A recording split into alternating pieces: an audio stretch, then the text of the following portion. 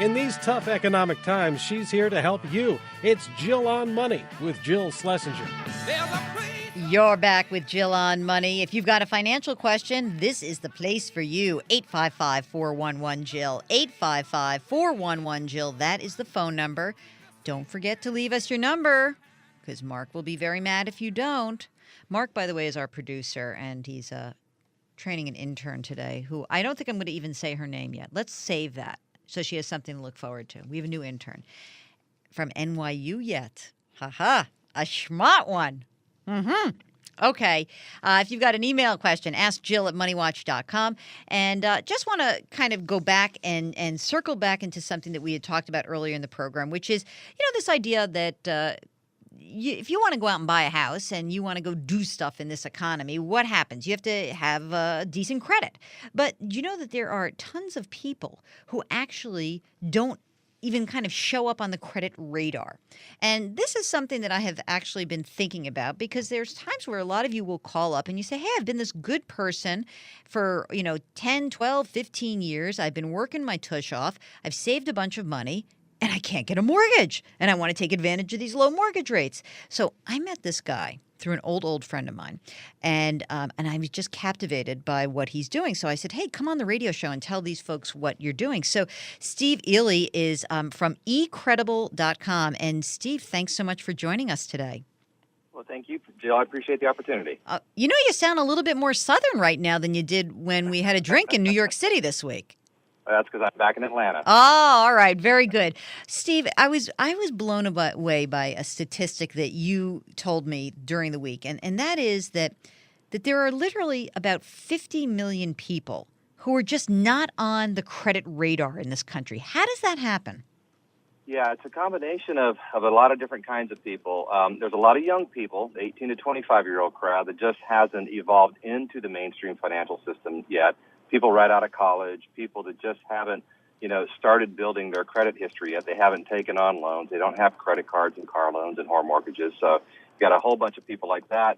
They've got a whole lot of other people that are immigrants to our country. They've come from a lot of other different places, and some of them certainly had good credit where they came from. But when they showed up here in the United States, they have no credit history in our credit bureaus. So they have no way of proving that they're creditworthy. But now, so let's say you are one of these 50 million people, or let's say a lot of our listeners who actually do ask us questions on behalf of their kids. And we actually have a huge contingent of young listeners who come from our sister website called CNET, who've heard me on this podcast called The 404. And a lot of these youngsters, they want to know how to start. So how do you get on the radar for a credit company, or what should you be doing, and what should we be telling our kids to be doing? Because I'm pretty much thinking that it's not to say no credit isn't the answer. How do we do this in a manageable way that makes sense for folks over their lifetimes? Yeah, there's a couple different ways to do that. If you were going to go today and talk to your banker and say, hey, I'd like to get established with you.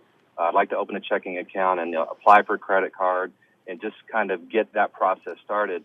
A bank's not going to give you a credit card if you don't have a credit history, because the way their process works is they're going to look you up in one of the credit bureaus, and if you don't exist, they just have no way of assessing the risk they're going to have with you. So they're just not going to give you a credit card. So the only alternative they have right now is to offer you a secured card. So they might say, if you're willing to put $1,000 into our bank, we'll issue this secured card, and you can't really use it. You just need to pay off the balance over a year, and they'll report that trade line to the credit bureaus, and over time, you'll build up a credit history. But that takes a while, right? Yeah, that's the challenge with that. That can take a very long time. And so when your traditional credit information is sitting with the credit bureaus, there's this notion of what's called a thin credit file. And if you don't have a lot of history, you have this thin credit file, and the credit grantors, the banks, the credit unions, the car companies, et cetera, they can't get a credit score on you. So to them, you might as well be invisible. And so one of the things that we're working on at eCredable is basically trying to help people that are paying their bills on time prove that they're creditworthy by getting those bills verified. We can verify that information for them. We create a credit report for them. We rate them A through F so they know where they stand. Everybody knows that an A is really good and an F is really bad. Yes, I've known that, although not necessarily in a bra size. So think about that for a second. You might want to amend that particular piece of advice. Maybe I'll change my rating model then. So, in any case, we'd like them to work on becoming an A, and that could take a year, it could take 2 years. It's totally circumstantial, but nonetheless, once they've got their A, they can go off now and have a conversation with a potential creditor and say, here, I've got this credit report that proves that I'm creditworthy. Mm-hmm. And will that bank or creditor, will they take your A through F? I mean, it sounds awesome, right? And you're basically looking at people the way that old community banks used to look at people. Hey, I know you, Steve. You got a job. I know that your mom's done this, and I know you pay your bills on time, and I know that you're not a deadbeat. And so, yes, of course, we'll lend you the money. But how do you break through in a system that seems so confined to a formula? Yeah, so there's 2 ways that we're trying to work on that. The first way is that there's a little-known law called the Equal Credit Opportunity Act. And the Equal Credit Opportunity Act is a law that empowers consumers that any time they apply for credit and the credit grantor is going to use credit-related information to assess that individual's creditworthiness, you are allowed to present anything that demonstrates your creditworthiness. Should you bring a copy of the law with you so that because maybe I have to say it's not that I don't like bankers, but they haven't always struck me as the most on the ball group in the current permutation of bankers, I should say. Well, I will tell you, every banker I've talked to, and I've talked to hundreds in the last year, know about the Equal Credit Opportunity Act. That's not foreign to them. Okay.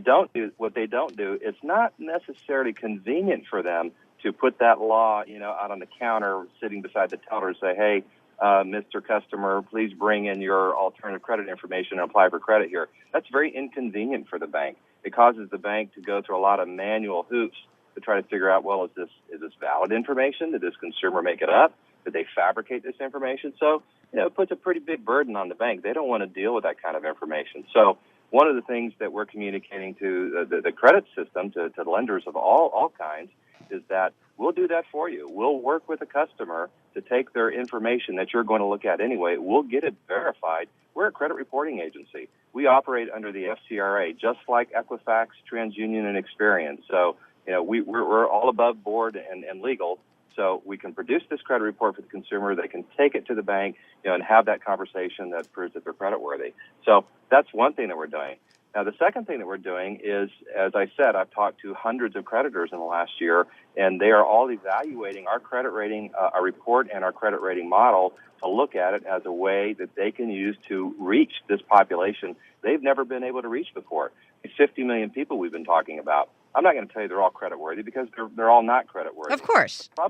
Probably 30% of them are, though. It's a pretty big number. And so if those people can present themselves to a potential creditor and prove that they're creditworthy, then that's just what the creditor is looking for, to say, wow, we'd like to have you as a customer. That's cool.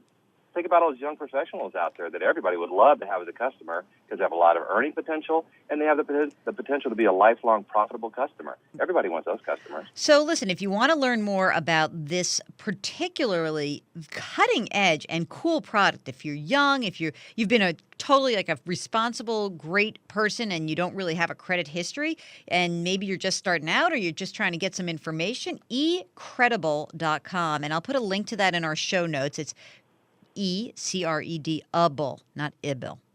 Able. eCredable.com.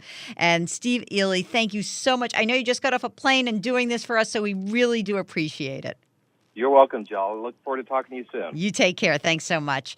So check it out. Hey, you got to manage your credit and your credit history and your credit rating just like you manage your portfolio. Remember that. It's not all a bad thing. Our job here is to figure out how to use these tools and help you make or save money. That's the mantra here. That's why this is the program that takes the mystery out of your finances. So if you've got a financial question, 855-411-JILL, 855-411-JILL, or shoot us an email, askjill@moneywatch.com. More of your questions when we return.